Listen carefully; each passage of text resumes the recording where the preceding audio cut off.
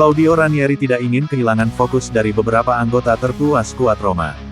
Pemain-pemain lama seperti Pellegrini, El Shaarawy, Cristante dan Mancini semuanya bisa berguna bagi teknisi veteran yang berupaya membalikkan keadaan bagi Giallorossi.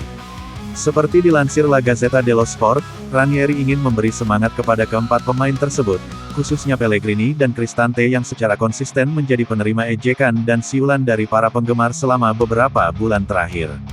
Pellegrini dan Cristante, antara lain, adalah dua pemain yang paling dikenal Ranieri, karena pernah melatih mereka pada periode keduanya di ibu kota Italia.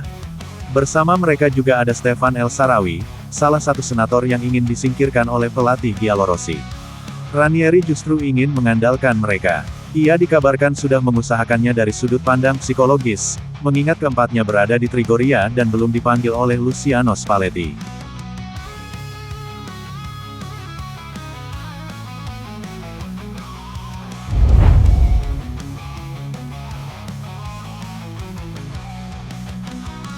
Paulo Dybala semakin dekat untuk kembali ke latihan kelompok menjelang pertandingan yang sangat dinantikan melawan Napoli.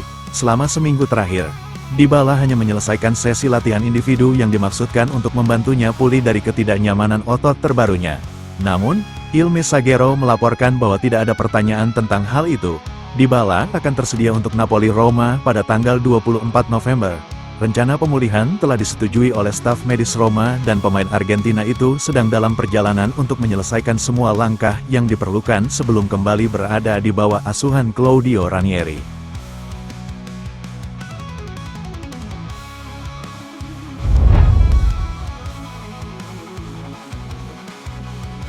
Alexis Saelemaekers terus membuat kemajuan dalam pemulihannya. Selama 2 bulan terakhir, penyerang Belgia itu telah berusaha pulih dari cedera pergelangan kaki retak yang dideritanya pada matchday 4 melawan Genoa.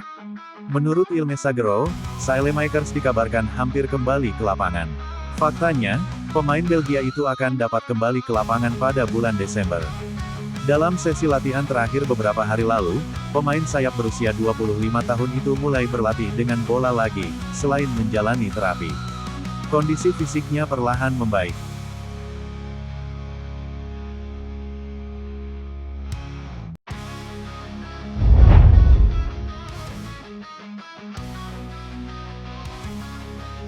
Dengan kedatangan Claudio Ranieri, masa depan Mats Hummels mungkin telah berubah selamanya.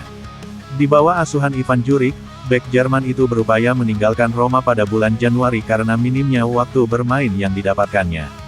Menurut Il Messaggero, pemain tersebut tidak memenuhi parameter jarak total yang ditempuh dalam latihan, daya rata-rata, akselerasi, deselerasi, dan kecepatan maksimum yang dicapai yang pada akhirnya mendorong Djuric untuk tidak memasukkannya dalam susunan pemain Roma untuk waktu yang lama.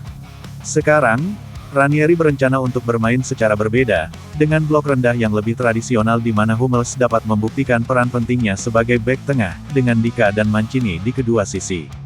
Kini kartu di atas meja telah berubah, Hummels dapat memilih untuk bertahan di Roma hingga berakhirnya kontraknya, Juni tahun 2025.